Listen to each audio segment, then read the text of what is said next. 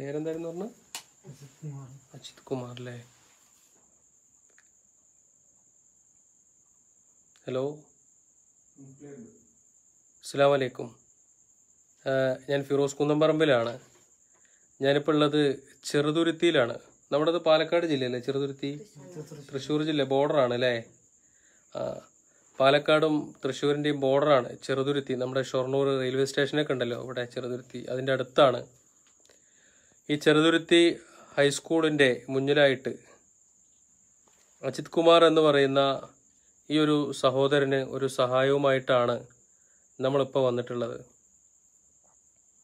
അതിൻ്റെ മുകളിൽ എഴുതിയതുപോലെ എൻ്റെ കാല് മുറിച്ചു മാറ്റിയാലും കുഴപ്പമില്ല, വേദന സഹിക്കാതെ ആ ഒരു വേദനയ്ക്കെങ്കിലും ഒരു കുറവുണ്ടാവുമല്ലോ, എനിക്കൊന്ന് കിടന്നുറങ്ങുമെങ്കിലും ചെയ്യാലോ എന്ന് പറയുന്ന ആ ഒരു സഹോദരന് ഒരു സഹായം എത്തിക്കാൻ വേണ്ടി വന്നതാണ്. ആ കാല് മുറിച്ചു മാറ്റുന്നതിന് വേണ്ടിയുള്ള ഒരു സഹായം. ശരിക്കും പറഞ്ഞാൽ വല്ലാത്തൊരവസ്ഥയാണ്. ഞാൻ അദ്ദേഹത്തിൻ്റെ ആ കാലിൻ്റെ ഭാഗം ഞാൻ കാണിച്ചു തരാം. അതൊന്ന്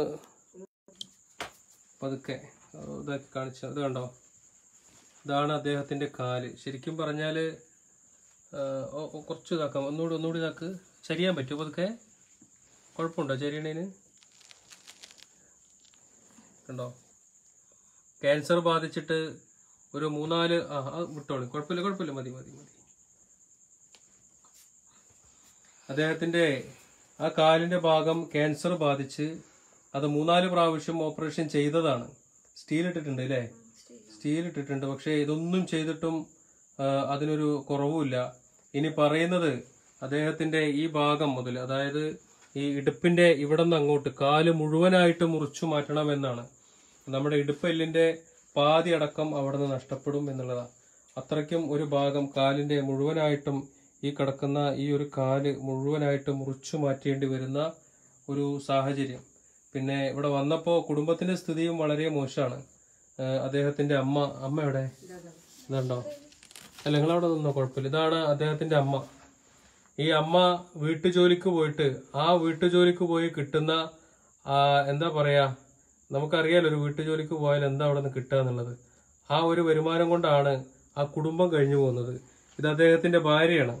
അപ്പൊ ഞാനിവിടെ വന്നിട്ട് ചോദിച്ചത് അദ്ദേഹത്തിനോട് കുട്ടികളൊക്കെ എവിടെയെന്ന് ചോദിച്ചപ്പോൾ കുട്ടികളെയൊക്കെ ഭാര്യ അവരുടെ വീട്ടിൽ കൊണ്ടാക്കിക്കുക. കാരണം ഇദ്ദേഹവുമായി നിരന്തരം ആശുപത്രിയുമായിട്ട് ഇങ്ങനെ പോയി വരേണ്ട ഒരു അവസ്ഥ വരുമ്പോൾ കുട്ടികളെ നോക്കാൻ കഴിയാത്തൊരു സാഹചര്യം ഉള്ളതുകൊണ്ട് കുട്ടിയെ ഇവരുടെ വീട്ടിൽ കൊണ്ടാക്കിയിട്ടാണ് ഇവരിവിടെ വന്ന് ഇങ്ങനെ ഇരിക്കുന്നത്. അപ്പോൾ ഇതുവരെ അമല ഹോസ്പിറ്റലിലും ഒക്കെ ആയിട്ടാണ് ഇവരെ കാണിച്ചത്. പക്ഷേ ഈ കാല് മുറിച്ചു മാറ്റുന്ന ആ ഒരു കാര്യങ്ങൾ ചെയ്യാൻ അത് RCCയിലോ മറ്റു ആശുപത്രികളിലോ അതിനുള്ള സൗകര്യം ഇല്ലാത്തതുകൊണ്ട് മലബാർ ക്യാൻസർ സെന്ററിലേക്കാണ് എഴുതി കൊടുത്തിട്ടുള്ളത്. അപ്പോൾ അവിടെ പോയി കാല് മുറിച്ചു മാറ്റണമെങ്കിൽ ഒരു സംഖ്യ ചെലവാണ്. അപ്പോൾ അതുകൊണ്ട് തന്നെ അദ്ദേഹത്തിന് നമ്മളൊരു 5 ലക്ഷം രൂപ അദ്ദേഹത്തിന്റെ ആവശ്യത്തിനായിട്ട് നമ്മൾ കൊടുക്കാൻ തീരുമാനിച്ചിട്ട് അതിന്റെ ചെക്ക് കൊടുക്കുകയാണ്. കാരണം യാദൃശ്ചികമായിട്ട് വിളിച്ചതാണ്. ഞാനിപ്പോൾ ഇത്ര നേരം ഞാൻ മലപ്പുറത്തായിരുന്നു. മലപ്പുറത്തും പെരിന്തൽമണ്ണയിലൊക്കെ ആയിട്ട് കുറേ കാര്യങ്ങളുമായിട്ട് ഇങ്ങനെ സംസാരിച്ച് ഇങ്ങനെ ഇരിക്കുകയായിരുന്നു. അപ്പോഴാണ് നമ്മുടെ ഒറ്റപ്പാലത്തെ താഹിർ ബാബു അവിടേക്ക് വരികയും അദ്ദേഹവുമായി സംസാരിച്ച് കഴിഞ്ഞ് ഇങ്ങനെ വണ്ടിക്കകത്ത് കയറിയപ്പോഴാണ് ജംഷീർ പറഞ്ഞത് ഒരു കോള് വന്നിട്ടുണ്ട്. കാരണം ഒരു ക്യാൻസർ രോഗിയായിട്ടുള്ള ആളാണ്, അദ്ദേഹത്തിന്റെ അവസ്ഥ വളരെ മോശമാണ്. ഇങ്ങോട്ട് പറയാം, ഒരു കോള് വന്നു, ഒരു ക്യാൻസർ രോഗിയാണ്, അദ്ദേഹത്തിന്റെ അവസ്ഥ വളരെ മോശമാണ്, ചെറിയ കുട്ടികളാണ്, ഭക്ഷണത്തിന് പോലും വഴിയില്ല എന്ന് പറഞ്ഞ് വിളിക്കുന്നുണ്ട് എന്ന് പറഞ്ഞു. അപ്പോഴാണ് ഞാനിന്ന് അങ്ങോട്ടേക്ക് പോവാന്ന് വെച്ചത്. കാരണം ഇത്തരം അസുഖം ബാധിച്ച് കിടക്കുന്ന ആളുകൾ രാത്രി ഉറങ്ങാതെ ആ വേദന സഹിക്കാൻ കഴിയാതെ, നമുക്കറിയാലോ പെയിൻ കില്ലറൊക്കെ കഴിച്ച് ആ വേദന കടിച്ചു നിർത്തേണ്ട ഒരു അവസ്ഥ. ഒന്ന് കാലരടിയിട്ട് ഒന്ന് നെഗമൊന്ന് അനങ്ങിക്കഴിഞ്ഞാൽ തന്നെ 2-3 ദിവസം അതിന്റെ വേദന സഹിക്കാൻ കഴിയാതിരിക്കുന്ന ഞാനും നിങ്ങളൊക്കെ ഇത്തരം വലിയ ഒരു അസുഖവും അല്ലെങ്കിൽ ഇങ്ങനെ ഒരു വിഷമമുള്ള ഒരാൾ എത്രമാത്രം വേദന സഹിക്കുന്നുണ്ടാവും എന്ന് നമുക്ക് ആലോചിച്ചാൽ തന്നെ പിടുത്തം കിട്ടുന്ന ഒരു കാര്യമാണ്.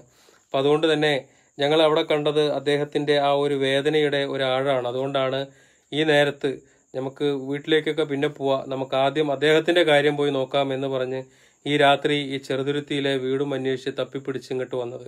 എന്താണെങ്കിലും നമുക്ക് കഴിയുന്നത്ര, അത് രാത്രിയോ പകലോ ആരുടെയെങ്കിലും ഒക്കെ പ്രയാസങ്ങൾ മാറ്റാനും അവരുടെ പ്രശ്നങ്ങൾ പരിഹരിക്കാനും നമ്മളെ കൊണ്ട് സാധിക്കുകയാണെങ്കിൽ അതാണ് നമ്മുടെ ഈ ജീവിതത്തിൽ നമ്മൾ ചെയ്യുന്ന ഏറ്റവും വലിയ നന്മ. നിങ്ങളോടൊക്കെ എനിക്ക് പറയാനുള്ളത് അത് തന്നെയാണ്. എല്ലാവരും കഴിയുന്ന സഹായങ്ങൾ ഇതുപോലുള്ള ആളുകൾക്ക് എത്തിച്ചു കൊടുക്കാൻ ശ്രമിക്കുക. അദ്ദേഹം പറയുന്നത് എന്താന്ന് വെച്ചാൽ, ഈ കാല് മുറിച്ചു മാറ്റിക്കഴിഞ്ഞാൽ അദ്ദേഹത്തിന് ഈ ഒരു കാല് ഇത് മുഴുവനായിട്ടും ഇടുപ്പിന്റെ അവിടെ നിന്ന് മുറിച്ചു മാറ്റിക്കഴിഞ്ഞാൽ ഒരു പക്ഷേ അവിടേക്ക് താൽക്കാലികം വേറെ നമ്മളൊരു കാല് വെക്കേണ്ട ഒരു സാഹചര്യം വരും അല്ലേ? ഫൈബറിന്റെയോ ഏതെങ്കിലും ഒരു കാല് വെക്കേണ്ടി വരും. അതിനൊരു സംഖ്യ അദ്ദേഹത്തിന് ചെലവഴിക്കേണ്ടി വരും എന്ന് പറയുന്നുണ്ട്. ഇൻഷാ അല്ലാഹ് നമ്മളിവിടെ ഉണ്ടെങ്കിൽ കറണ്ട് പോയതാ ലൈറ്റ് ഒന്ന് ഓണാക്കിയാൽ മതി. ഓക്കെ, ഇൻഷാ അല്ലാഹ് നമ്മളിവിടെ ഉണ്ടെങ്കിൽ, നമ്മൾ ഇതുപോലെ തന്നെ നമ്മൾ നിലനിൽക്കുന്നുണ്ടെങ്കിൽ തീർച്ചയായിട്ടും അദ്ദേഹത്തിന്റെ കാല് മുറിച്ചു മാറ്റിയെടുത്ത് വേറൊരു കാല് വെക്കാനുള്ള ഒരു സംവിധാനങ്ങൾ നമ്മൾ ചെയ്യും. അതിൽ യാതൊരുവിധ സംശയവും വേണ്ട ആ കാര്യത്തിൽ. എന്താണെങ്കിലും എന്താ പറയാ, അദ്ദേഹത്തിന്റെ ആ ഒരു കാര്യത്തിനായിട്ട് നമ്മളിവിടെ എത്തിയിരിക്കുകയാണ്. അദ്ദേഹത്തിന് ആവശ്യമുള്ള ആ ഒരു സഹായം നമ്മൾ കൊടുക്കുകയാണ്. കാരണം ഇതിന്റെ പേരിൽ ഒരാളുടെ മുന്നിലും പോയിട്ട് ഈ കുടുംബം കൈനീട്ടാൻ പാടില്ല എന്നുള്ളത് കൊണ്ട് തന്നെയാണ്. കാരണം മകന്റെ കാല് മുറിച്ചു മാറ്റുന്നതിന് വേണ്ടി ഒരു അമ്മ മറ്റുള്ള ആളുകളുടെ മുന്നിൽ പോയിട്ട് കൈനീട്ടി വാങ്ങിക്കുന്നതും, ആ കാല് മുറിച്ചു മാറ്റുന്നതിന് വേണ്ടി അവരുടെ ഭാര്യ മറ്റുള്ള ആളുകളുടെ മുന്നിൽ പോയിട്ട് പൈസ വാങ്ങിക്കാൻ പാടില്ല. അതുകൊണ്ട് തന്നെയാണ് ഇത് കേട്ടത് നമ്മൾ ഓടിയെത്തിയത്. അതിന് വേണ്ട മുഴുവൻ തുകയും ആ കാല് മുറിച്ചു മാറ്റി അദ്ദേഹത്തിന്റെ ട്രീറ്റ്മെന്റിന് വേണ്ടി ഒരു 5 ലക്ഷം രൂപ നമ്മൾ ഏൽപ്പിക്കുകയാണ്. ഇനി വേണ്ടി വന്നാൽ ആ കാര്യങ്ങൾ നമുക്ക് നോക്കാം. എന്താണെങ്കിലും അതിന്റെ ചെക്ക് ഹംസവൈദ്യന്റെ അടുത്ത് എത്തിച്ചിട്ട് ഈ ക്യാൻസർ രോഗത്തിന് മാറ്റാൻ കഴിയില്ല കുട്ടി. കാരണം എന്താ വെച്ചാൽ അത് മുറുക്കേണ്ടത് മുറുക്കുക തന്നെ വേണം. നമ്മൾ എല്ലാത്തിനും ഒരേ ആളെ സമീപിക്കുന്നത് ശരിയല്ല. ചില ആളുകൾക്ക് ചില കാര്യങ്ങളെ ചെയ്യാൻ കഴിയുള്ളൂ. ചെയ്യേണ്ടത് ചെയ്യട്ടെ. അപ്പൊ എന്താണെങ്കിലും നമുക്ക് അദ്ദേഹത്തിന്റെ ചെക്ക് കൊടുക്കുന്ന ഒരു ഇത് ചെയ്യാം. ഇത് ആഷികെ ഇത് പിടിച്ചോ, ഒന്ന് ഇതാക്കി കാണുന്നുണ്ട് ആഷികെ. അപ്പോ 5 ലക്ഷം രൂപയുടെ ചെക്കാണ്. 5 ലക്ഷം രൂപ നമ്മൾ ആ കുടുംബത്തിന് കൈമാറുകയാണ്. അദ്ദേഹത്തിന്റെ ട്രീറ്റ്മെന്റ് അങ്ങോട്ട് മാറ്റിക്കോ. അദ്ദേഹത്തിന്റെ ട്രീറ്റ്മെന്റിന് വേണ്ടിയിട്ട് നമ്മൾ കൈമാറുക. അവിടെ വന്നപ്പോ കുറച്ചു നേരം കറണ്ട് ഉണ്ടായിരുന്നു, ഇപ്പൊ കറണ്ട് പോയി. അതുകൊണ്ടാണ് ഈ എമർജൻസിയും അതുപോലെ ഈ എന്താ പറയുക ഫ്ലാഷൊക്കെ അടിച്ചിട്ട് നമ്മളിങ്ങനെ നിൽക്കുന്നത്. അപ്പോ ഇത് നമ്മൾ ചെയ്യുന്ന ഓരോ കേസുകളിലും ബാലൻസ് വരുന്ന പൈസയാണ്. അപ്പൊ പല ആളുകൾക്കും തോന്നുന്നത് എവിടെ നിന്നാണ് ഈ പൈസ എന്നൊക്കെ ഉണ്ടാവും. ഓരോ കേസുകൾ ചെയ്യുമ്പോൾ അതിൽ ബാലൻസ് വരുന്ന പൈസ അത് കൃത്യമായിട്ട് അതാത് അക്കൗണ്ടിൽ നിന്ന് ഇതുപോലെ ചെക്ക് എഴുതിയിട്ടാണ് നമ്മൾ കൊടുക്കുന്നത്. ഒപ്പം തന്നെ അവരുടെ രേഖകളും നമ്മൾ സൂക്ഷിക്കുന്നുണ്ട്. കാരണം നമ്മളെ വിശ്വസിച്ച് ഏൽപ്പിക്കുന്ന ആരുടെയും 1 രൂപ പോലും അത് നഷ്ടപ്പെടാൻ പാടില്ല. അത് കൃത്യമായിട്ട് അർഹതപ്പെട്ട ആളുകളുടെ കൈകളിലേക്ക് എത്തണം. കാരണം പലരും അധ്വാനിച്ചുണ്ടാക്കിയ പൈസയാണ്, മനസ്സിലൊരു നിയത്തോടുകൂടി തരുന്നതാണ്. അതുകൊണ്ട് തന്നെ ആ പണം അർഹതപ്പെട്ട ആളുകൾക്ക് എത്തിച്ചു കൊടുക്കുക എന്നുള്ള ഒരു ജോലി നമ്മൾ ചെയ്യുന്നുണ്ടെങ്കിൽ അത് സത്യസന്ധമായി ചെയ്യുക എന്നുള്ളതാണ്. അപ്പോൾ അദ്ദേഹത്തിന് വേണ്ടിയുള്ള 5 ലക്ഷം രൂപയുടെ ചെക്ക് ഞാൻ അദ്ദേഹത്തിന് കൈമാറുന്നത്. ഓക്കെ അല്ലേ? ഇനി ഇത് ബാങ്കിൽ കൊണ്ട് കൊടുക്കുക, അത് മാറ്റുക. എന്തെങ്കിലും പ്രശ്നങ്ങൾ ഉണ്ടെങ്കിൽ അപ്പൊ തന്നെ ഞങ്ങളെ വിളിക്കുക, ആ കാര്യങ്ങൾ ചെയ്തു തരും.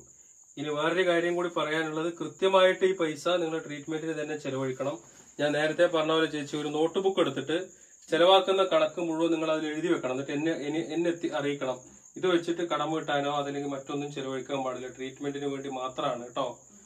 അതങ്ങനെ തന്നെ ചെയ്യാം. പിന്നെ ഈ പൈസ പല ആളുകളും 500ഉം 1000ഉം വെച്ചിട്ട് മറ്റുള്ള രോഗികൾക്ക് കിട്ടുന്ന പൈസയാണ്. അതിന്റെ ബാലൻസ് ആണ് ഞാൻ തരുന്നത്. അപ്പൊ നിങ്ങളുടെയൊക്കെ പ്രാർത്ഥനയിൽ അത്തരം ആളുകളെയൊക്കെ ഉൾപ്പെടുത്തുക കേട്ടോ. വേറെ ഒന്നും പറയാനില്ല കേട്ടാ. ബാക്കിയുള്ള കാര്യങ്ങളൊക്കെ അതിന്റെ എന്നാ ലൈറ്റ് കറണ്ട് വന്നു കുത്തിക്കോ. നല്ല വെളിച്ചത്തിൽ തന്നെ നമുക്ക് ഓഫ് ചെയ്തെന്നാ. ഉപ്പിലൊക്കെ മടക്കി പൂട്ടി വെച്ച് അപ്പോഴേക്കും അപ്പോ അത്രേ ഉള്ളൂ. അതവിടെ വെച്ചോട്ടോ. നാളെ തന്നെ ബാങ്കിൽ കൊണ്ട് കൊടുക്കുക. നാളെ തന്നെ ബാങ്കിൽ കൊടുത്താൽ മാറ്റിയിട്ട് കാര്യങ്ങളുമായിട്ട് മുന്നോട്ടോ. എന്തെങ്കിലുമൊക്കെ പ്രശ്നങ്ങളോ പ്രയാസങ്ങളൊക്കെ ഉണ്ടെങ്കിൽ വിളിക്കുക കേട്ടോ. അവസാനിപ്പിക്കല്ലേ? അപ്പൊ എല്ലാവരോടും ഇനിയും നിങ്ങളുടെയൊക്കെ സഹായവും സഹകരണവും ഒക്കെ ഞങ്ങളുടെ പ്രവർത്തനങ്ങളിൽ ഉണ്ടാവണം, നിങ്ങളുടെ പ്രാർത്ഥനയിൽ ഉണ്ടാവണം. ഒപ്പം നിങ്ങളുടെ സപ്പോർട്ടാണ് ഞങ്ങളുടെ ഈ പ്രവർത്തനത്തിന്റെ ഒരു ഊർജം.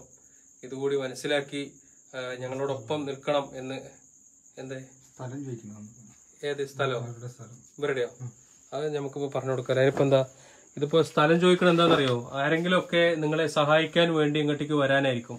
ഇതിന്റെ കൃത്യമായിട്ടുള്ള അഡ്രസ്സ് എങ്ങനെ നമ്മൾ പറഞ്ഞു കൊടുക്കേണ്ടത് ഞാൻ പറഞ്ഞു കൊടുക്കാം അല്ലെ? അതായത് നിങ്ങൾ തൃശ്ശൂരിൽ നിന്നാണ് ഒരു മിനിറ്റ്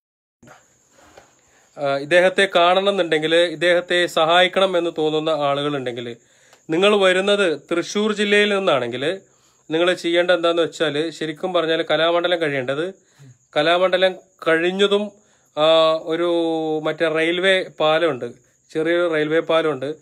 തൃശ്ശൂരിൽ നിന്നാണ് വരുന്നതെങ്കിൽ കലാമണ്ഡലം കഴിഞ്ഞാൽ റെയിൽവേ പാലം കയറരുത്. ആ റെയിൽവേ പാലത്തിന്റെ തൊട്ട് മുന്നിൽ നിന്ന് നമ്മൾ റൈറ്റിലേക്കുള്ള റോഡിലൂടെ വന്നു കഴിഞ്ഞാൽ ഇദ്ദേഹത്തിന്റെ വീടെത്തും. അല്ലേ? ആരോട് ചോദിച്ചാലും പറഞ്ഞില്ലേ? എന്താ ചോദിക്കേണ്ടത്? വയ്യാതെ കിടക്കുന്ന, ക്യാൻസർ ബാധിച്ചിട്ട് കാലിന്, അല്ലേ? ബാലവാടി, ഇവിടുത്തെ അജിത് കുമാർ ബാലവാടി, അദ്ദേഹത്തിന് ക്യാൻസർ ബാധിച്ച് കിടക്കുന്ന അജിത് കുമാറിന്റെ വീട് ചോദിച്ചാൽ എല്ലാവരും പറഞ്ഞുതരും.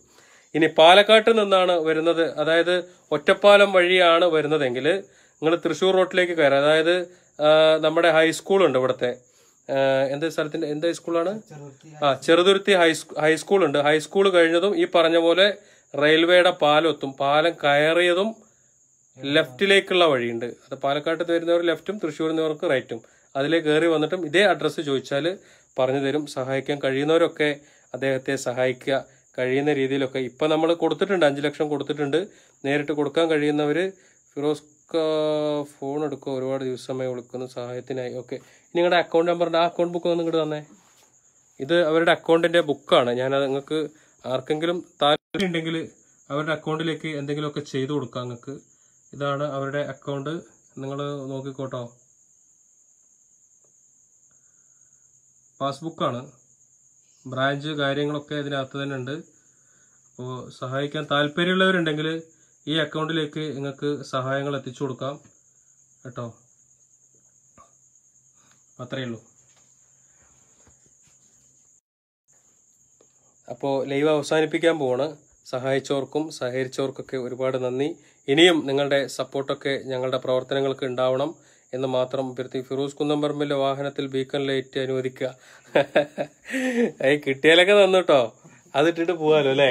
കാരണം ഓടിയെത്താത്തൊരു സ്ഥിതി ഉണ്ട്. നോക്കി ഇപ്പൊ സമയത്തായി 11:30 മണിയായി. ഈ 11:30 മണിക്കും നമ്മൾ നമ്മുടെ പ്രവർത്തനവുമായിട്ട് തന്നെ നമ്മൾ മുന്നോട്ട് പോകണം. അതായത് കേരളത്തിലെ തിരഞ്ഞെടുക്കപ്പെട്ട, ഇനിയിപ്പോൾ ഞാനതൊന്നും പറയണ്ട അല്ലേ, എല്ലാവരും കിടന്നുറങ്ങുമ്പോൾ നമ്മൾ ഉറക്കമൊഴിച്ചിട്ടുള്ള ഓട്ടത്തിലാണ്. ബീക്കൺ ലൈറ്റൊക്കെ കിട്ടിയാൽ നമുക്ക് ഓടാനേ ഉള്ളൂ, അന്നൊരു വിഷയമല്ല. എന്തായാലും പോട്ടെ, പടച്ചോന്റെ കാവലുണ്ടാവാൽ മതി. ഒരു ലൈറ്റും ഇല്ലെങ്കിലും നമ്മൾ എത്തേണ്ടടുത്ത് എത്തും. എന്ത് ലൈറ്റ് ഉണ്ടെങ്കിലും തീരുമാനിക്കുന്ന ആളെ പടച്ചോനായതുകൊണ്ടില്ലടാ ജംഷിയെ, അത് മാത്രം മതി, വേറൊന്നും വേണ്ട നമുക്ക് കേട്ടോ. പിന്നെ വേറെന്താ? അപ്പോൾ എല്ലാവരോടും അസ്സലാമു അലൈക്കും. ലൈവ് നിർത്താൻ പോണ്. Okay, bye, good night.